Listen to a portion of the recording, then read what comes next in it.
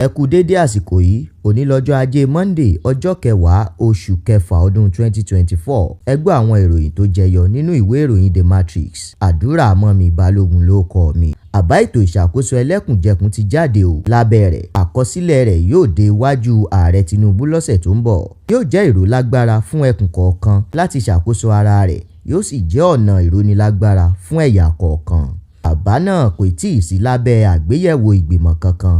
Francis Wave ló sọ bẹ́ẹ̀. Yakashai ní ètò ìṣèjọba ẹlẹ́kùnjẹkùn kò lè ṣe ìrànwọ́ fún orílẹ̀-èdè wa Nàìjíríà mọ́. Lórí ọ̀rọ̀ owó oṣù òṣìṣẹ́ tó kéré jùlọ, ẹgbẹ́ àwọn òṣìṣẹ́ ti ní àfi kí àwọn gómìnà san owó oṣù òṣìṣẹ́ tó kéré jùlọ ọ̀hún tàbí kí wọ́n kọ̀wé fipò wọn sílẹ̀.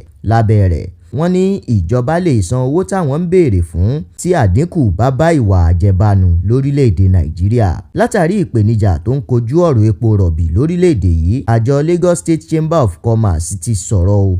Wọ́n ní àwọn tó ń jí epo gbé àti àdínkù tó dé bá ìpèsè rẹ̀ ló fà á. Orílẹ̀-èdè Nàìjíríà àti Benin Republic ti gbà láti jọ ṣe pọ̀ lórí ọ̀rọ̀ ẹnu lóró nípa lílo fọ́ọ̀mù kan ṣoṣo fún wíwọlé àti jíjáde láàrin àwọn orílẹ̀-èdè méjèèjì. Ààrẹ Tinubu ti fìdí ẹ̀ múlẹ̀ pé ìjọba òun yóò ṣe àtúnṣe àti àtúngbéyẹ̀wò ètò ìnáwó rẹ̀ láti mú ìtẹ̀síwájú bá orílẹ̀-èdè yìí. Àgbà òṣèlú kan nínú ẹgbẹ́ òṣèlú APC Lukman Saliu ti sọ̀rọ̀ o. Ó ní Tinubu àti Buhari ti sọ òṣèlú àwarawa di yẹ̀yẹ́. Reno Omokri náà sọ̀rọ̀.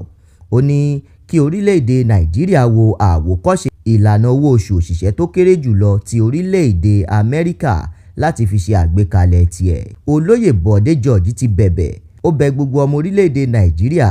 Ó ní Tinubu nílò ọdún díẹ̀ sí láti ṣe àtúntò àti ìmúpadàbọ̀sípò orílẹ̀-èdè Nàìjíríà. Ìròyìn eré ìdárayá. Èyí ni àwọn agbábọ́ọ̀lù orílẹ̀-èdè 24 tí wọn yóò máa kópa nínú ìdíje Euro 2024. Ẹ̀ka ìròyìn lóníranran síwájú sí i nínú ìwé ìròyìn The Matrix nípa dídarapọ̀ lórí Facebook, Instagram, TikTok, YouTube àti X. Àdúrà mọ́mi Balógun ló kọ tèmi.